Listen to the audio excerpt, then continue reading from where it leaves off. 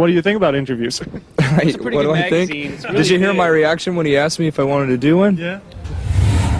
Now imagine a child growing up to sue the very band that made him famous for $150,000. This is the wild, controversial story behind one of rock's most iconic album covers. And trust me, it gets even stranger than you think.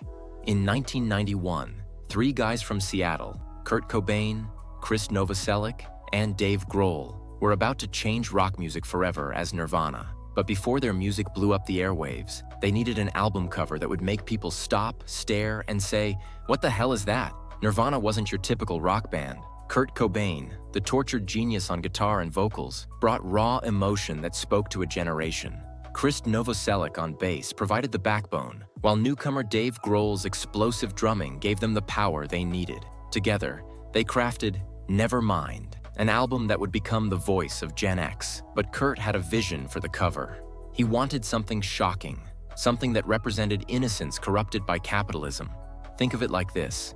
If you've ever felt like society is dangling happiness in front of you, just out of reach, constantly chasing money you can never quite grab, that was Kurt's concept, visualized. So, where do you find a baby willing to swim for art? Well, Spencer Elden's parents were friends with the photographer Kirk Weddle. For the grand sum of $200, yes, just $200, they agreed to let their 4-month-old son become the face of grunge. The shoot took place in a Pasadena pool in 1991. Little Spencer was dunked underwater repeatedly, naturally reaching outward in that instinctive baby way.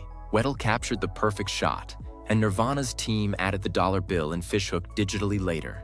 The parents signed a standard release, collected their $200, and probably thought that was the end of it. Spoiler alert, it wasn't. Nevermind didn't just succeed, it detonated. Released on September 24th, 1991, it knocked Michael Jackson's Dangerous off the #1 spot on the Billboard 200.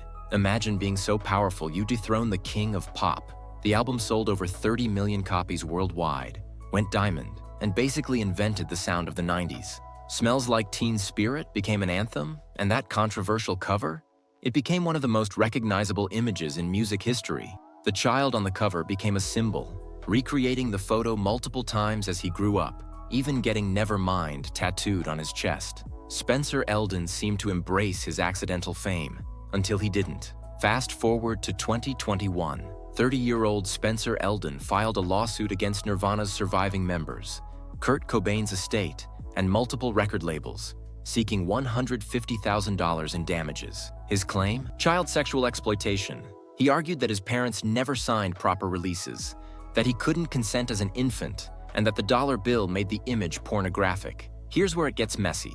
Spencer had spent decades willingly associating himself with the cover, even posing for anniversary recreations. The court wasn't buying it.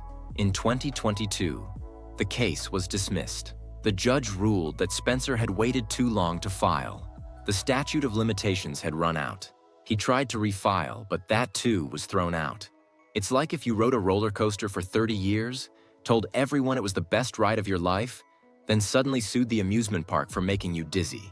From a $200 photo shoot to a $150,000 lawsuit, Spencer Elden's journey mirrors the very concept Kurt Cobain was trying to capture: innocence, exploitation, and the almighty dollar. Love it or hate it, that cover helped define a generation and launched grunge into the stratosphere. What do you think? Was the cover art exploitative, or is Spencer's lawsuit 30 years too late? Drop your thoughts in the comments below. And if you enjoyed diving deep into this rock history controversy, smash that subscribe button. We've got plenty more music mysteries to uncover. See you in the next one.